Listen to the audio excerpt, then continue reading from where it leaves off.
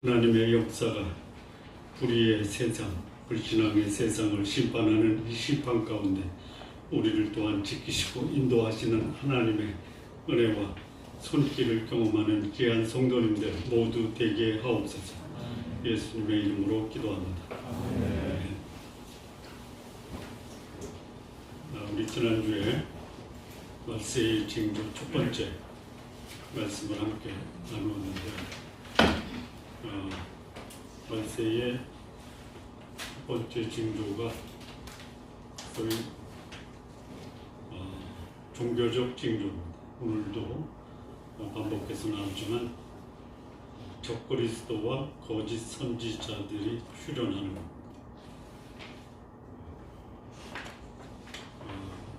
거짓 선지자와 적그리스도가 교회에 나타납니까? 아니면 다른 종교에 나타납니까? 교회에 나타납니다. 교회에 나타납니다.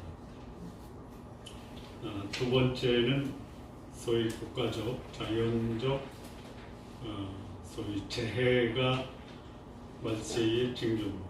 전쟁이 일어나고요. 기근도 있고요. 지진도 일어나고 전염병도 빈번해집니다.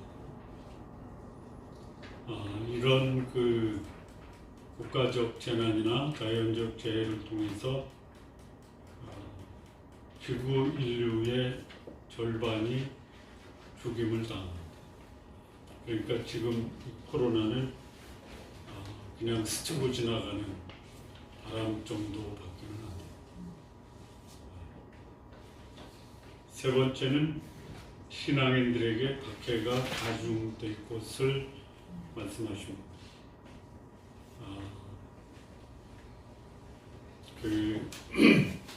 신학자 중에 우리 신앙인은 혼란이 오기 전에 공중의 들림을 받고 그 혼란을 경험하지 않을 것이다 라고 말씀하는 분이 있는데요.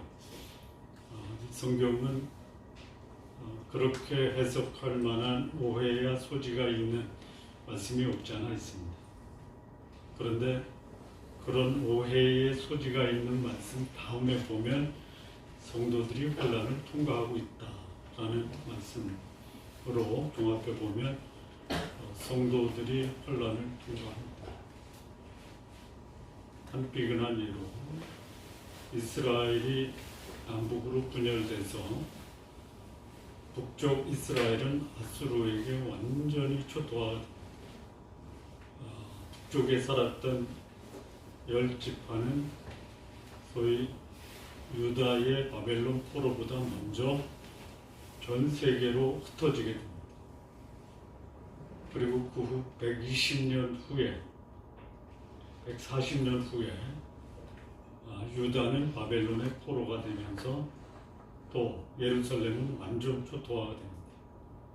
자, 그런데 그게 소위 하나님의 백성의 박해가 세상 끝 그때에도 그런 박해가 일어난다라는 것입니다. 그런데 우리가 주목해야 될 것은요, 하나님의 심판의 일환으로 성도들이 불신앙의 세상에 의해서 박해를 받습니다. 성도들이 거룩한 자로 거룩한 가정, 거룩한 나라를 이루어 갔으면 그런 고난이나 박해는 받지 않을 수 있는데 그 거룩함을 상실한 하나님의 나라, 하나님의 백성들이 자신의 불의와 거짓과 탐욕과 부패로 심판을 받았다.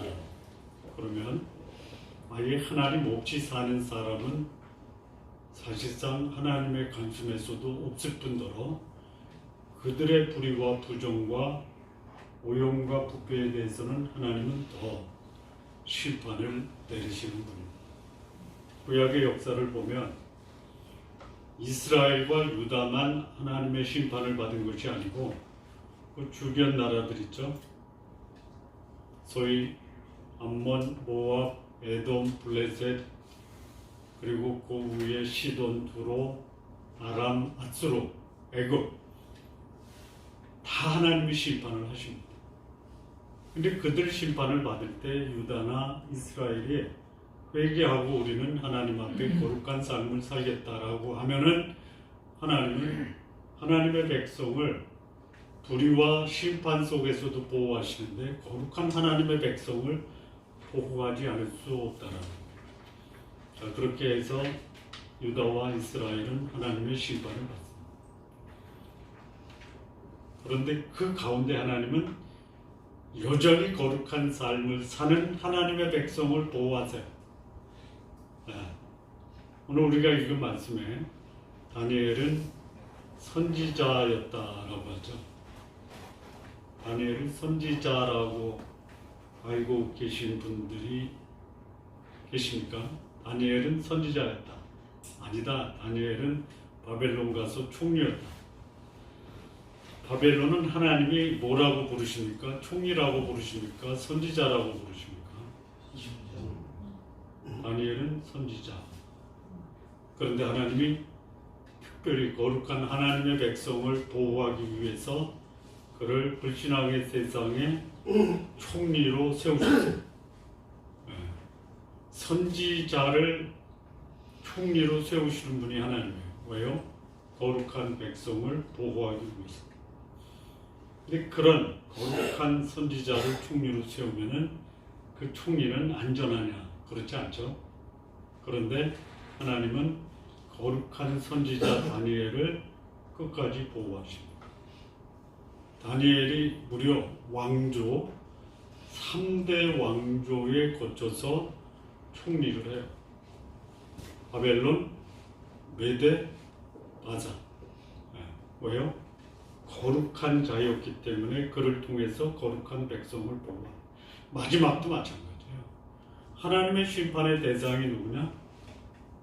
불신앙의 세상과 오용과 부패된 소위 하나님의 백성을 향해 심판을 내리실 수 있어요. 그런데 여전히 하나님의 거룩한 백성은 보호하시는 거예요. 이 점을 우리가 염두에 두고 세상 마지막에 일어나는 일이 누구를 위한 심판이고 누구를 위한 하나님의 징계고 형벌이냐? 불신앙의 세상과 오용과 부패에 빠진 하나님의 백성이라고 하는 자들을 위한 심판. 거룩한 백성은 지난주에 머리털 하나도 건드릴 수 없다라고 말씀하셨어요. 지금도 마찬가지예요. 그렇다면 하나님의 심판이 나에게 미칠 것이냐 안 미칠 것이냐가 중요한 게 아니고 내가 심판에 마지막 하나님의 심판이 내려질 때에도 거룩한 삶을 살 것이냐 말 것이냐에 우리의 관심의 대상이 되어야 된다. 자, 오늘 이 말세의 징조 두 번째 내용으로는요, 세 가지가 나오는데, 첫째는 멸망의 가증스러운 존재가 거룩한 존재로 둔갑하는 거예요. 두 번째는 재난으로 인해서 많은 사람이 고난을 받게 된다. 이 고난 속에는 소위 바벨론에 의해서 멸망당할 때 다니엘도 포로가 됐듯이 그 고난의 현장을 통과하는 것은 피할 수 없어요. 이때 어떻게 할 것이냐에 대한 고난을 소위 피해는 방법을 여기서 제시하고 있고요. 세 번째는 적그리스도와 거짓 선지자, 이들이 기사와 능력을 행하면서 할 수만 있거든 믿는 자도 미혹하는 현상이 오늘 말세의 두 번째 내용으로 본문이 말씀하고 있습니다. 한번 여쭤보겠습니다. 재난과 고난이 없으면 하나님을 믿습니까, 사람들이?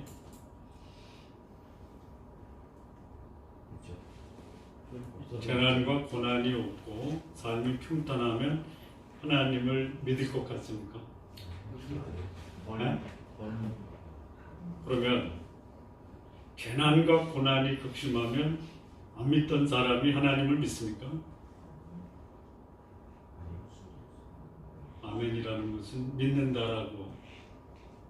그렇습니까?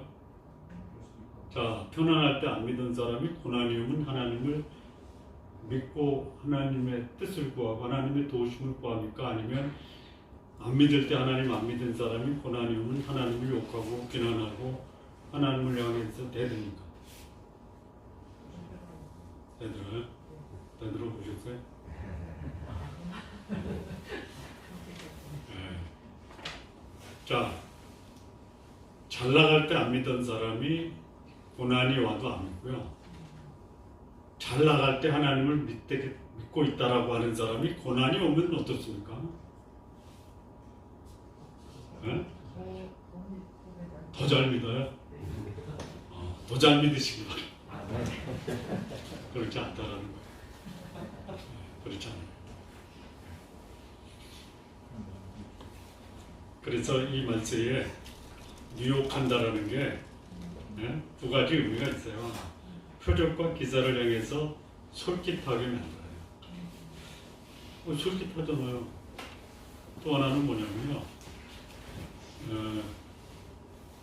소위 회유와 협박이에요.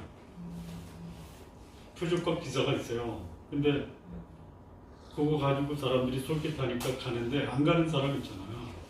그럼 어떻게 해요? 협박, 회유. 예. 너 진짜 내 말 안 들을 거야? 그럼 네가 가지고 있는 거 다 뺐을 텐데, 네가 누리고 있는 편안함을 다 내가 걷어갈 텐데 그래도 안 믿어? 그래서 유혹하는 거예요. 회유하고요. 이런 일이 벌어져요.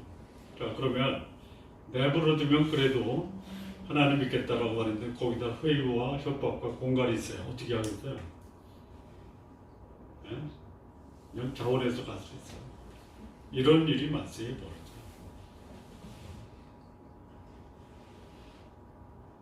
유다가 망할 때요. 하나님이 거기에 하나니라고 하는 그 유대 지도자를 세워요. 죽이잖아요. 죽여요. 그러니까 바벨론에서 세운 그 유대인 총독을 소위 마치 민족 지도자처럼 등장해서 죽이고 그는 어디로 도망가냐면 애굽으로 도망가요. 이런 일들이 벌어질 수 있더라고요. 자, 그러면요. 끝까지 믿음을 지키고 거룩함을 지키는 사람의 그 삶이 어떻게 마칠 수 있겠습니까? 하나님이 찬란하게 영광스럽게 만들 것이다. 1번 순교와 박해를 피하지 못하고 죽을 것이다. 어떨 것 같아요? 죽을 것이다. 네? 죽을 것이다. 죽을 것이다. 두 번째, 그러니까 하나님이 박해 속에서도 믿음을 지키고 그리고 여전히 복음을 증거하는 사람을 하나님이 영광스럽게 하실 것이다. 아니다. 가뜩이나 믿는 자를 회유하고 협박하고 공갈하는 놈들이 그 박해와 공갈 속에서도 예수를 증거하면 어떻게 하시겠다? 죽인다. 순교하는. 자, 이 역사는 세상 마지막에 있는 것이 아니라 역사 속에 계속 있었어요. 여러분 소아시아에 7교회가 있죠. 한번 해볼까요? 이 시계 방향 제일 서쪽에 있으면서 돌아가는데요. 에베소 교회 있어요. 소모나 교회 있어요. 보가모 교회가 있어요. 두아디라 교회가 있어요. 사대 교회가 있어요. 빌라델피아가 있어요. 라오디게아 교회가 있어요. 그 중에 칭찬받은 교회가 소모나 교회와 빌라델피아가 있죠. 빌라델 교회의 모습은 아주 거룩하고 그 교제가 아주 굉장히 풍성했다. 근데 이 빌라델피아 교회는 흔적은 아직도 남아 있어요. 교회는 사라졌어요. 그런데 아직도 교회가 있고 예배 드려지고 있는 교회가 있어요. 소모나 교회. 그런데 현지인들은 안 모이고요. 거기 성지순례하면서 그곳에 들린 사람들이 지금도 그 교회에서 예배를 드리고 있어요. 그 교회가 소모나 교회. 거기는 순교와 박해당한 교회예요. 오염된 세상에서 거룩함을 지키다가 순교당하는 교회. 예수님이 그 교회를 칭찬하시죠. 자, 죽음을 극복하는 게 뭐죠? 죽음을 극복하는 게 뭐예요? 예수님 말씀했죠. 나를 믿는 자는 죽어도 살겠고 무릇 살아서 나를 믿는 자는 영원히 죽지 아니하리라. 그 말씀을 예수님이 없다 하시냐면 뭐가 서머나 교회에다 말씀하세요. 뭐라고 그래요? 내가 죽도록 순종하라. 그리하면 무엇을 받으리라? 생명의 면류관을 받으리라. 여러분, 죽도록 충성했는데 나한테 주어지는 보생이 영생이다라고 하면 그 말씀을 믿고 그 말씀을 따라 순종하는 사람들은 죽음이 두렵겠어요? 아니면 영광스러운 생명의 면류관을 기대하겠어요? 우리가 그렇게 이 시대의 마지막을 살아간다면 죽도록 충성하는 게 뭐예요? 복음과 하나님과 거룩한 삶을 위해서 나는 그 삶을 살겠다라는 거예요. 그러면 하나님이 그에게 뭘 보상해 주냐면 생명으로 보상해 줍니다. 영생으로 보상해 줍니다. 2000년이 지난 지금도 소모나 교회에서 하나님을 예배하고 찬양하는 소리가 그치지 않는 이 거의 영생과 같은 교회의 생명력을 유지한 것이 뭐예요? 거룩함과 복음과 예수 그리스도를 지켰기 때문에 가능했다. 자, 오늘 이 본문이 말하는 말세의 두 번째 내용, 이 내용을 조금 더 구현해서 말씀을 드리겠습니다.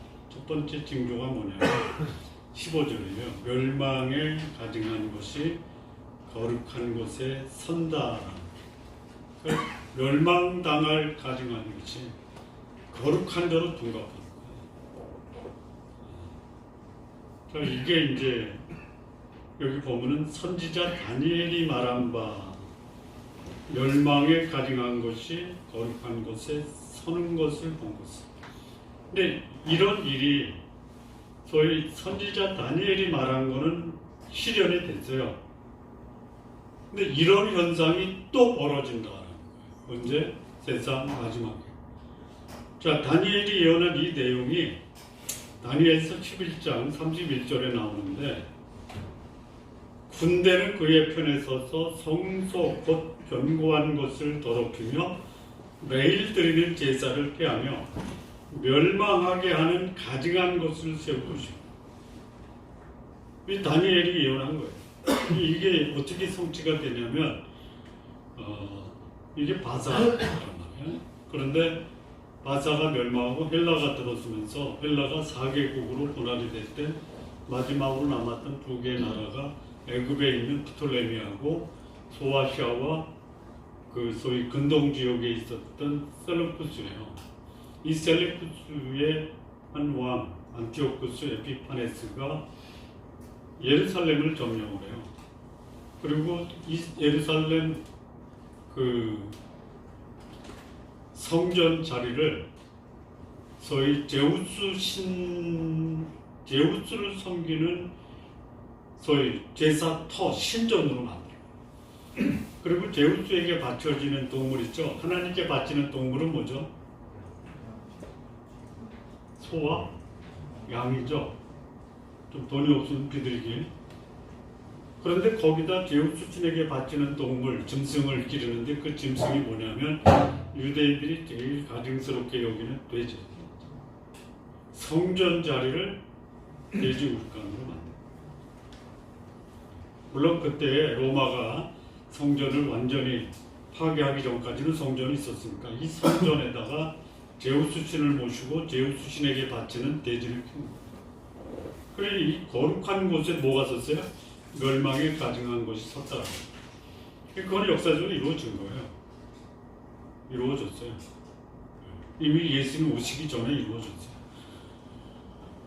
자, 그 다음에 이제 그 이슬람 성전 아니죠. 그 예루살렘 성전이 무너져요. 그리고 거기에 역사가 흐르면서 이슬람이 정복을 해요. 그래서 예루살렘 성전 자리에 뭐가 들어서죠? 지금 아직도 있죠. 모스크가 있어요. 예. 하나님의 임재가 떠나면요 그 자리에 뭐가 있어요? 멸망에 가증한 것이 있습니다. 자, 또 하나는요 역사 속에서 소위 성기를 탈환한다라는 명목으로 십자군 전쟁이 벌어져요. 주동자가 누구예요? 그 왕이죠. 그때는 그 왕이 부패할 대로 부패한 최고조 부패의 시기예요. 그 왕들은 부패할 대로 부패하면서도 자신을 하나님의 대리인이라고 하는 거예요. 멸망에 가증한 것이 하나님의 자리에 앉아서 세상을 오염시키는 일이 계속 역사 속에 있었다. 그럼 오늘 이 본문이 말하는 소위 예수님, 다니엘이 예언한 그 동일한 예언을 예수님이 하신 것은 역사의 마지막에 멸망에 가증한 것이 거룩한 곳에 선다. 그럼 이게 도대체 뭐냐? 요한계시록에 보면요. 이 멸망에 가증한 것이 17장인데요. 세 가지 이름으로 등장을 해요. 첫째는 바벨론이라고 등장을 합니다. 두 번째는 음녀라고, 세 번째는 여자라고 해요. 바벨론과 음녀와 여자가 동일한 인물이에요. 그런데 이 바벨론과 음녀와 여자가 누구의 지지를 받냐면 적그리스도의 지지를 받아요. 자, 이 말씀을 어디서 보냐면 요한계시록 17장 3절인데 성령이 나를 데리고 광야로 가는데 내가 보니 여자가 붉은빛 짐승을 탔는데 그 짐승의 몸에 하나님을 모독하는 이름들이 가득하며 일곱 머리와 일곱 뿔이 있더라.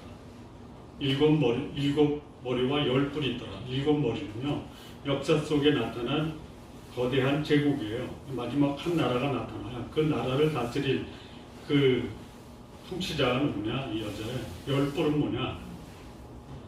열 나라가 그 소위 마지막 나타날 일곱 머리의 마지막 머리를 소위 받드는 거예요. 5절을 보면요, 그의 이마에 이름이 기록되었으니 비밀이라. 큰 바벨론이다. 이 바벨론이에요. 여기 여자가 바벨론이에요. 근데 땅의 음녀들과 가증한 것들의 어미라. 그러니까 땅의 음녀들의 어미니까 그 어미도 뭐예요? 음녀예요. 그래서 이 마지막에 소위 바벨론 음녀 여자가 하나님의 이름을 모독해요. 그걸 뭐라고? 가증하다라고.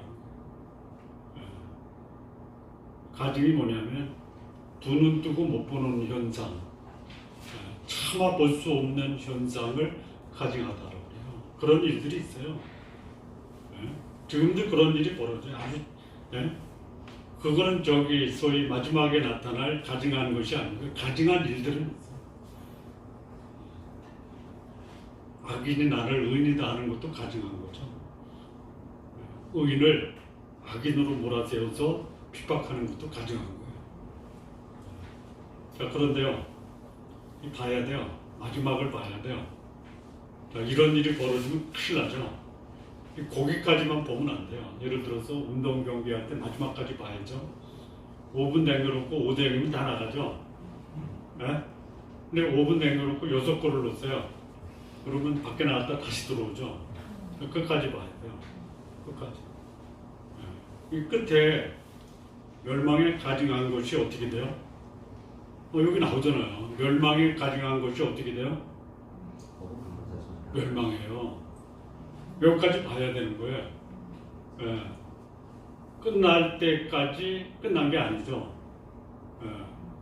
자, 이 멸망에 가증한 것이 멸망당해요.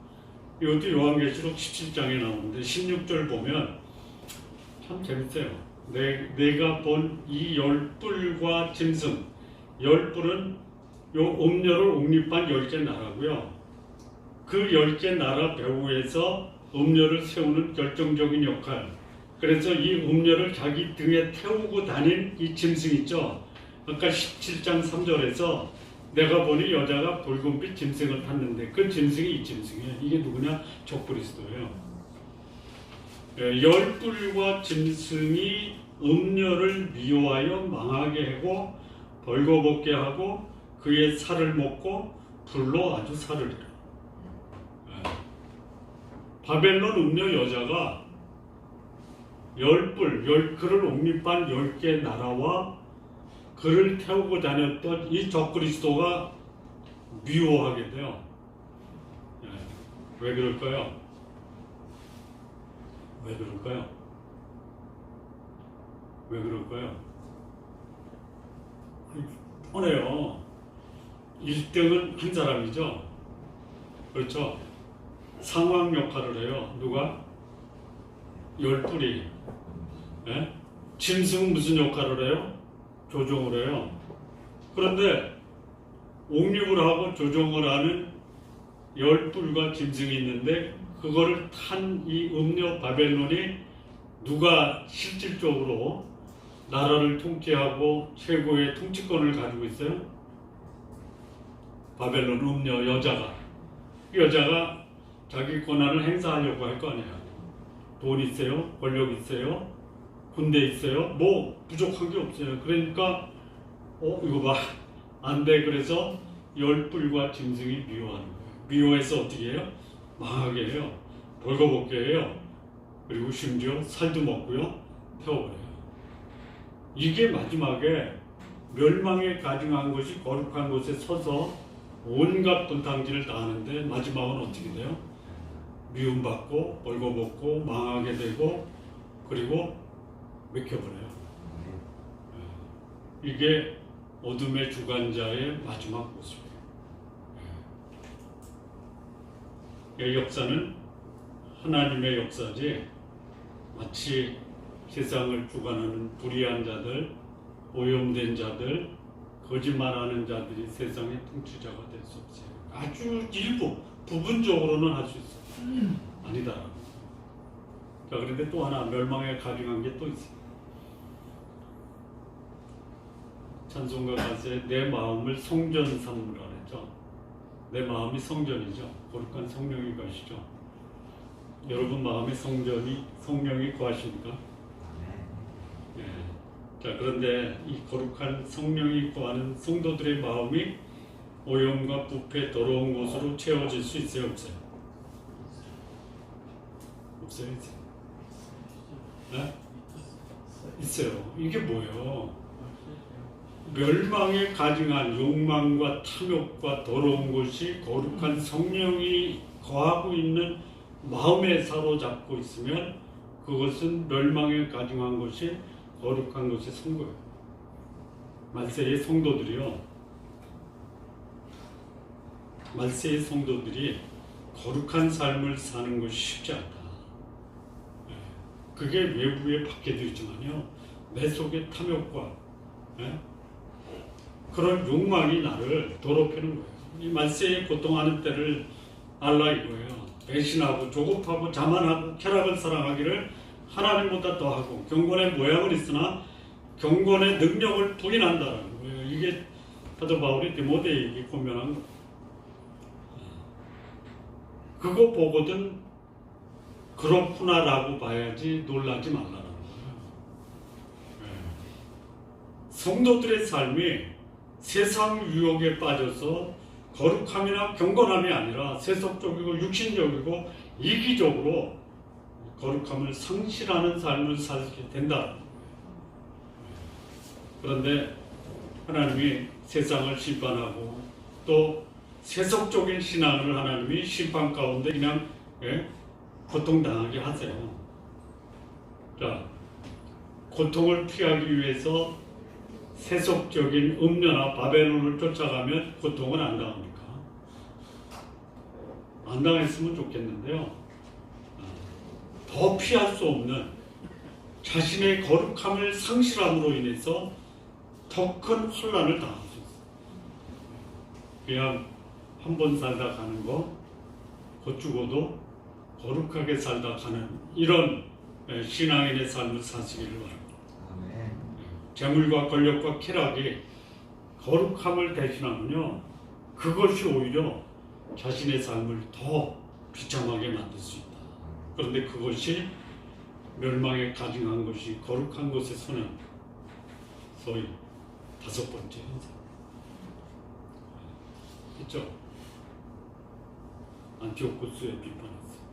교황, 이슬람, 그리고 마지막에 바벨론, 그리고 오늘날 살아가는 각 개인 그리스도의 마음에 거룩한 성령이 내 속에서 잠시 또는 성령이 계시는 역사를 중단시키고 거기에 오염과 부패와 음란과 탐욕으로 채운 것이 뭐냐?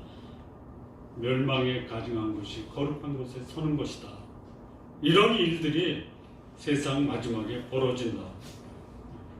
자, 두 번째 징조가 뭐냐면요, 16절에서 22절인데요. 말세에 재앙을 당한다는 거예요. 신앙인도 그런 재앙 앞에서 그것을 피할 수 있는 방법은 없는데요. 그래도 화를 당하면 피할 수 있는 지혜를 제시하고 있습니다. 첫 번째는요, 유다에 있는 자들은 산으로 도망할지어다. 자, 유다는 평지구에 산은 높은데, 그러니까 이게 이제 유대인들에게 이 말씀을 하신다면 유대인들에게서 사는 뭐를 의미하죠? 유대인들이요? 주로 많이 산으로 가죠. 모리아 산도 가고, 감난산도 가고, 뭐예요? 하나님을 만나는 곳. 그렇죠. 10편 11편에 보면 내가 산을 향하여 눈을 들리라. 나의 도움이 어디서 온다. 나의 도움이 천지를 지으신 여호와에게서 온다. 그러니까 유대인에게 있어 이 말을 들으면요, 알아들어요. 환난을 당하고 재난이 오면은 나는 하나님을 만나야 된다. 우리의 피난처가 누구예요?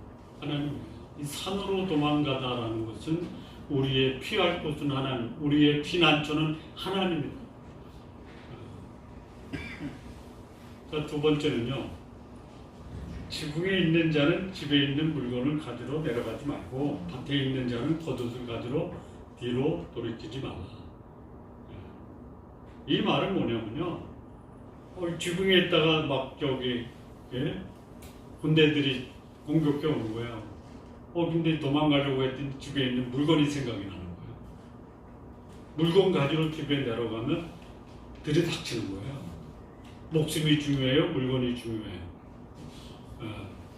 환란이 닥치면 일단 도망쳐라 이거예요. 총알이 빗발처럼 칠 때 나 괜찮아. 총알이 빗발처럼 퍼볼 때 괜찮은 사람이 어떤 사람이에요? 웃자라고 하는 비사이로 막 가는 사람이에요. 가다가 맞으면 그냥 죽는 거예요. 비사이로 막 가지 마세요. 도망가는 거예요. 밭에 있는 자 겉옷 가지러 뒤로 돌이키지 말라. 이 겉옷은 굉장히 중요한 거거든요. 유대인에게 있어서. 이거는 뭐 밤에 잘 때 덮고 자는 이불도 되고요. 그 다음에 이것은 자기 그야말로 신분을 나타내는, 신분을 드러내는 그런 자기의 품위를 드러낼 수도 있고요. 근데 전쟁 나오고 죽는데 무슨 품위와 죽는 게 나아요? 아니면 폼자는 게 나아요? 도망가라. 그 얘기고요. 그 다음에 이제 19절, 아이벤 자들 젖먹이는 자 화가 있다. 이 화가 있다라는 게 큰일 난다라는 거예요. 그 환난과 핍박에서 피할 수 없다라는 거예요. 왜요? 아이벤 자가 있고 젖먹인 자 때문에. 두 가지로 봐야 돼요. 자기도 정신이 없는데요, 내 뱃속에 있는 아이 신경 쓸 시간이 있어요? 나 하나 도망가기도 힘든데 젖먹이는 아이 젖먹일 시간이 있어요. 그러니까 서로 이게 분리하고 화를 당할 수 있다는 첫 번째 의미가 있고요. 두 번째는 뭐냐면 뱃속에 있는 아이나 젖먹이는 인지 능력이 없잖아요. 소위 말하면 하나님 나라와 복음에 대해서 전혀 몰라요. 어떻게 돼요? 그런 화를 당한다. 우리 자녀들이 인지 능력이 생기면 제일 먼저 천국과 복음, 하나님 나라를 가르치세요. 가르쳐도 안 듣죠? 안 가르쳐서 안 듣는 게 아니라요. 안 가르치면 더 안 듣고요. 가르쳐도 안 듣는 세상이에요. 그 다음에 또 하나는 도망하는 일이 겨울에나 안식일에 되지 않도록 기도하라. 이 말은 뭐냐면 아까 말씀드린 셀루쿠스의 안티오쿠스 에피파네스가 예루살렘을 점령할 때요, 겨울에 했고요. 안식일에 했어요. 추운데 예? 도망가야 되잖아요.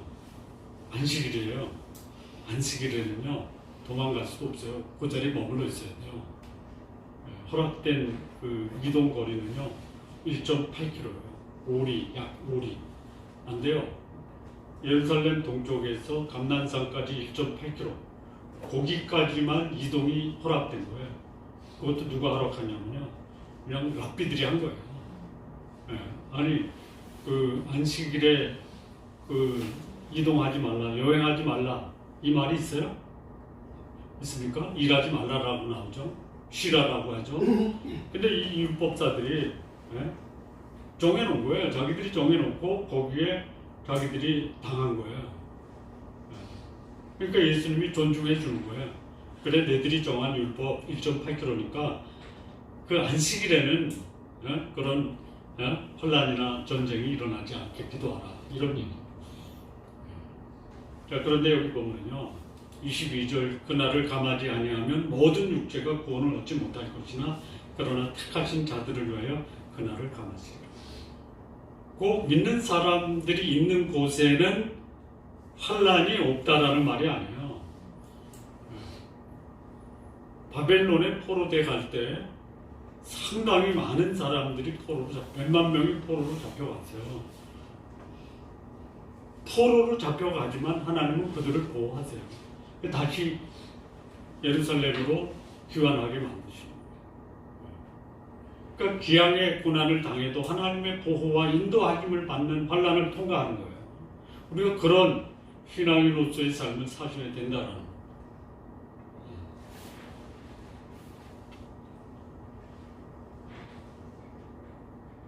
자, 아까도 말씀을 드렸지만요. 마지막까지 봐야죠. 예?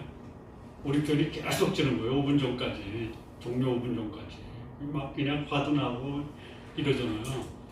마지막 끝날 때까지 봐야죠. 끝나면 그때는 어떻게 되나요? 끝날 때 아까 그 바벨론 음녀 여자 열불과 짐승에 의해서 미움을 받고 망하고 쫓겨나고 벌거벗고 살도 맥히고 불에 살려지죠. 그런 일이 벌어져요. 그때 그 모습을 보고 기뻐하고 즐거워하는 사람들이 누구예요? 네? 누구예요? 믿는 성도들이에요. 이게 계시록 18장에 나오는데요. 계시록 18장 20절이요. 하늘과 성도들과 사도들과 선지자들아 그로 말미암아 즐거워하라. 그로가 누구예요? 네? 멸망당할 음녀 바벨론 적그리스도. 여러분 이 18장에서는요 적그리스도와 거짓 선지자가 어디로 들어가냐면요 불못으로 들어가요. 그 모습을 보니까 어때요? 네? 환호를 하는 거예요. 환호. 하나님이 너희를 위하여 그에게 심판을 행하셨습니다. 세상의 마지막 풍자로 불림하는 바벨론 네? 살을 먹어버려요. 그리고 그를 앞장세워서 조종했던 적그리스도와 거짓 선지자는요 불과 유황이 타는 불못을 던져. 이 모습을 보니까 어떻게 돼요? 성도들, 하늘에 있는 성도들, 땅에 있는 성도들, 사도들, 선지자들이 즐거워. 마지막까지 보십시오. 그래서 예수님 하신 말씀이 뭐예요? 끝까지 견디는 자가 뭐라고요? 복이 있는 거예요. 중간에 포기하지 마십시오. 자, 세 번째는 뭐냐면 적그리스도, 거짓 선지자의 표적으로 인해서 많은 사람이 미혹당합니다. 23절에서 26절. 할 수만 있으면 택하신 자도 미혹합니다. 자, 아까 말씀드린 것처럼 미혹은 두 가지라고 했죠. 공간 협박이 될 수 있고요. 두 번째는 미끼 던져서 미끼를 물게 하는 거예요. 이 두 가지 앞에 살아남을 수 있는 사람, 죽음을 각오하고 거룩함과 예수 그리스도 그분 앞에 순종하는 것이요.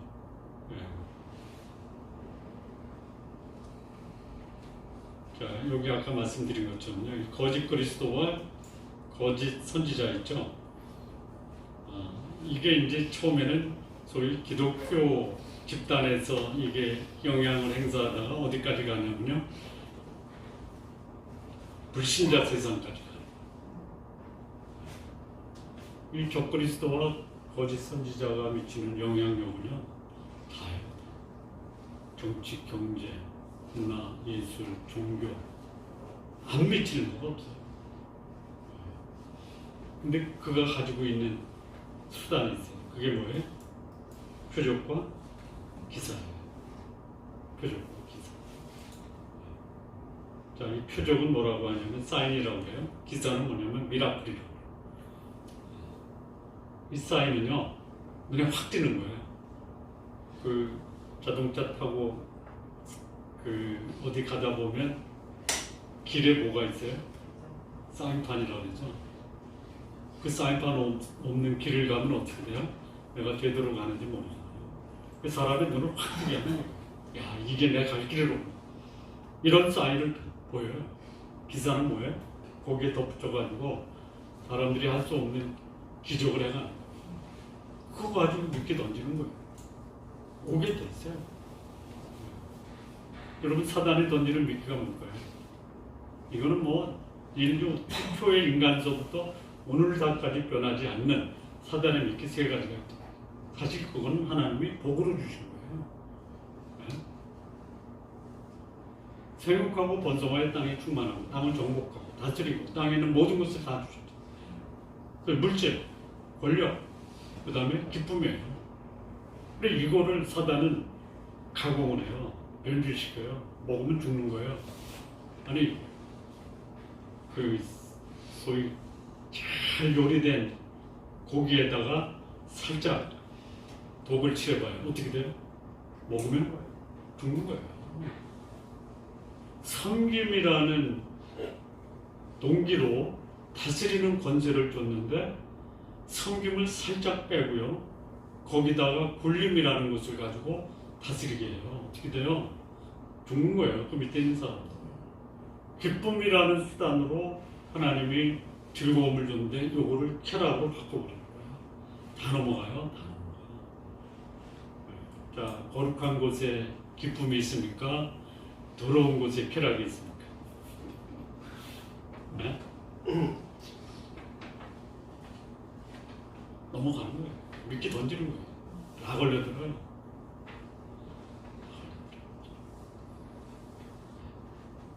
그거 가지고 휘두르면서 결국은 세상 마지막에 어둠의 존재들은 자기가 저지른 그 죄의 대가를 받아서 소위 음녀 바벨론 여자는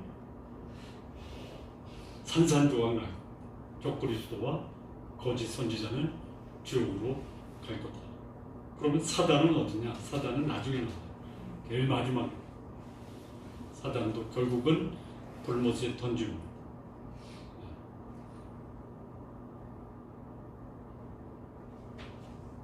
자, 마지막 마무리를 짓겠습니다. 말세의 징조 잘 분별하시기 바랍니다. 거룩한 자가 갑자기 멸망에 가증한 곳으로 변할 수 있어요. 우리 또 실질적으로 역사의 마지막에는 가증한 존재가 거룩한 모습으로 등장합니다. 분별하시기 바랍니다. 그리고 가급적 제한 피하는 게 길고 그리고 적그리스도 존재들이 기승을 부려요. 기승을 부립니다. 지금도 부리고 있어요. 아마 더 하고 교회 내에서 적그리스도적 존재와 거짓 선지자의 존재가 있는데 그들이 이용하는 가장 효과적인 적그리스도적 거짓 선지자적 그 행위가 뭡니까? 관심이 사람에서 뭐로 바뀌는 거예요? 네? 사람이 조직으로 바뀌는 거예요. 이게 전형적인 적그리스도와 거짓 선지자의 수법이에요. 교회는 조직이 아니에요. 교회는 사람이에요. 사람보다 조직을 생각하는 것은 다분히 적그리스도와 거짓 선지자적 요소를 드러내는 거예요. 분별하시기 바랍니다.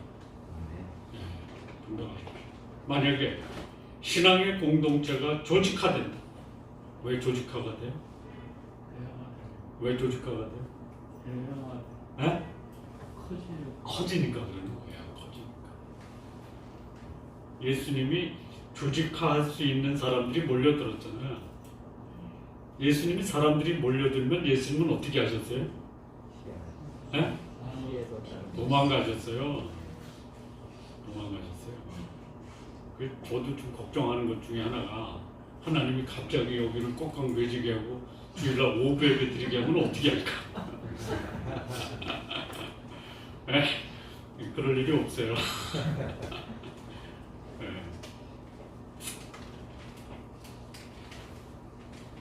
자, 이 말세의 징조 우리가 깨어서 분별해. 생명이 아니라 조직과 시스템이 앞장서는 거, 이거 말세의 징조예요. 그리고 말세에 지혜롭게 잘 조심해. 그리고 한 사람의 영혼과 가치를 소중히 여기는 그런 신앙 공동체를 우리가 지켜나가야 된다. 우리 성도님들 시대를 분별하고 하나님의 뜻을 분별하고 승리의 삶을 사시기를 바랍니다. 기도하시겠습니다. 하나님 아버지 감사합니다. 우리가 마지막 시대를 살고 있지만 그러나 이때에도 주 앞에 거룩하고 경건하며 하나님 뜻 앞에 순종할 수 있는 귀한 하나님의 백성들로 인도하여 주옵소서. 예수님의 이름으로 기도합니다.